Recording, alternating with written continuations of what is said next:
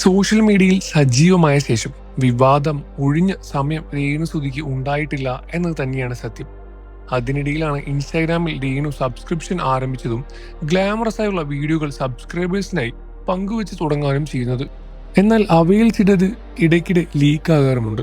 കഴിഞ്ഞ ദിവസം രേണുവിൻ്റേത് എന്ന പേരിൽ മോശമായ ചില വീഡിയോകളും സോഷ്യൽ മീഡിയയിൽ പ്രചരിച്ചിരുന്നു. അതിനെതിരെ പ്രതികരിച്ചെത്തിയിരിക്കുകയാണ് ഇപ്പോൾ രേണുസുതി രംഗത്ത്. തൻ്റെ സബ്സിൽ കയറി വീഡിയോകൾ ആസ്വദിച്ച ശേഷമാണ് ചിലവന്മാർ തന്റെ വീഡിയോ ലീക്കാക്കുന്നത് എന്നാണ് രേണു പറയുന്നത്. രേണുസുതി പറയുന്നത് ഇങ്ങനെയാണ്: രേണുസുതിയുടെ വീഡിയോ ലീക്കായ ശേഷം ഒരുത്തൻ കമന്റ് ഇട്ടു, ഇവനൊക്കെ സബ്സ്ക്രൈബേഴ്സിൽ കയറിയിരുന്ന് ആസ്വദിച്ച ശേഷമാണ് ഇവനൊക്കെ പിന്നീടത് പുറത്തെടുത്ത് വിടുന്നത്.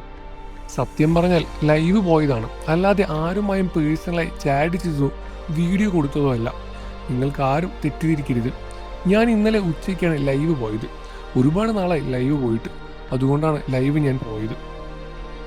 ആ ലൈവ് പോയ വീഡിയോ ആസ്വദിച്ചിട്ടാണ് ഇവന്മാരൊക്കെ സ്ക്രീൻഷോട്ട് എടുത്ത് പുറത്ത് വിട്ടത്. ഏത് നാണം കെട്ടവനാണ് ഈ പ്രവൃത്തി ചെയ്തെങ്കിലും അവനോട് ചോദിക്കാനുള്ളത്. ഇതൊക്കെ കൊണ്ടാണ് നിന്റെയൊക്കെ പരിപാടി. എൻ്റെ ചുണ്ട് പൊട്ടിക്കൊണ്ടിരിക്കുകയാണ്. നിങ്ങൾ നോക്കിയാൽ കാണാം, കാലാവസ്ഥയുടെ പ്രശ്നം കൊണ്ടായിരുന്നു എന്ന് തോന്നുന്നു ചുണ്ട് പൊട്ടിയിരിക്കുന്നത്. അതാണ് ആ ലൈവിൽ വന്ന് കാണിച്ചത് തന്നത് എന്നും നീ എന്താണ് ഓർത്ത് ഞാൻ ഇനി ലൈവ് പോക്കിയതാണോ നോക്കും. ഞാൻ ഇനിയും ലൈവ് പോകും. സ്ക്രീൻഷോട്ട് ഇട്ടവന്മാരെ പേടിച്ച് എനിക്ക് ലൈവ് പോകാതിരിക്കാൻ പറ്റില്ല. നീ ഇനിയും സ്ക്രീൻഷോട്ട് എടുത്ത് പുറത്തു വിടടാ എന്നാണ് രേണു പ്രതികരിച്ച് രംഗത്ത് വന്നത്. രേണുവിൻ്റെ പ്രതികരണ വീഡിയോ വന്നതോടെ അനുകൂലിച്ചും പ്രതികൂലിച്ചും എല്ലാം കമൻറ്റുകൾ വന്നു. സത്യത്തിൽ നിങ്ങൾക്ക് ആ സ്ത്രീയെ നാണമില്ലാത്തത്. എല്ലാവരും വന്ന് കാണും, എന്നിട്ട് പിന്നെ അത് ആരെങ്കിലും പറയുമ്പോൾ അത് കുറ്റം. എല്ലാ വീഡിയോയും നിങ്ങൾക്ക് ചോദിക്കുന്ന ഒരു ചോദ്യമാണ് നാണമില്ലേ നാണമില്ലേ എന്നുള്ളത്. ഒരു കണ്ണാടിയുടെ മുന്നിൽ പോയി നിന്നിട്ട് സ്വയം ചോദിക്കൂ ഈ ചോദ്യങ്ങൾ എന്നെല്ലാമാണ് കമൻറ്റുകൾ വരുന്നത്. നിങ്ങളുടെ സംസാരത്തിൽ നിന്നുള്ള നിങ്ങളുടെ കൾച്ചർ എന്താണെന്ന് ഞങ്ങൾക്ക് മനസ്സിലാകും. എൻ്റെ പൊന്നു മോളെ, ഇങ്ങനെ ലൈവൊക്കെ ഇട്ടാൽ സപ്പോർട്ട് ചെയ്യാൻ വീട്ടമ്മമാർ എന്തായാലും വരില്ല.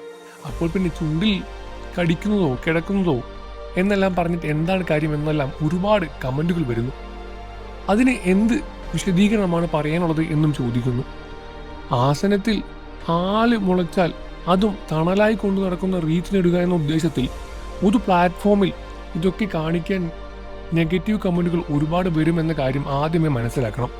അതിന് തുള്ളിയിട്ട് കാര്യമില്ല. നിങ്ങൾ കാണിച്ചിട്ടല്ലേ ആൺപിള്ളേരുടെ അടുത്ത് പറയുന്നത്. ചുണ്ട് പൊട്ടിയതാണെങ്കിൽ കാണിച്ചതെങ്കിൽ പിന്നീട് ബട്ടൺസ് തുറന്നിട്ട് കാണിച്ച് എന്തിനാണെന്ന് കൂടി വിശദീകരിക്കുക എന്നാണ് വിമർശകരിൽ വന്ന കമൻറ്റുകൾ. 150 രൂപയാണ് രേണുവിൻ്റെ സബ്സ്ക്രിപ്ഷൻ ഫീസ്. ഇതിനോടകം 2416 സബ്സ്ക്രൈബേഴ്സിന് രേണുവിന് ലഭിച്ചു കഴിഞ്ഞു എന്നതാണ് സത്യവും. തുടക്കത്തിൽ തുച്ഛമായ തുകയ്ക്കായിരുന്നു രേണു സബ്സ്ക്രിപ്ഷൻ ആരംഭിച്ചത്. പിന്നീടാണ് അത് വർദ്ധിപ്പിച്ചത്.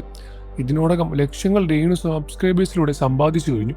കൊല്ലം സുധിയുടെ മരണശേഷമാണ് രേണു ലൈംലൈറ്റിൽ സജീവമാകാൻ തുടങ്ങിയത് എന്നതും സത്യമാണ്.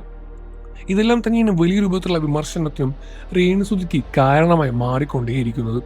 എന്നിരുന്നാലും ഈ വിഷയങ്ങളിൽ നിങ്ങളുടെ അഭിപ്രായം എന്താണെന്ന് വീഡിയോയ്ക്ക് താഴെ കമൻറ്റ് ചെയ്ത് പറയുക. വാർത്തകളെയും വിശേഷങ്ങളെയും എത്രയും പെട്ടെന്ന് അറിയാൻ നമ്മുടെ വീഡിയോ ലൈക്ക് ചെയ്ത് ചാനൽ ഇപ്പോൾ തന്നെ സബ്സ്ക്രൈബ് ചെയ്ത് സപ്പോർട്ട് ചെയ്യണം ഫ്രണ്ട്സ്.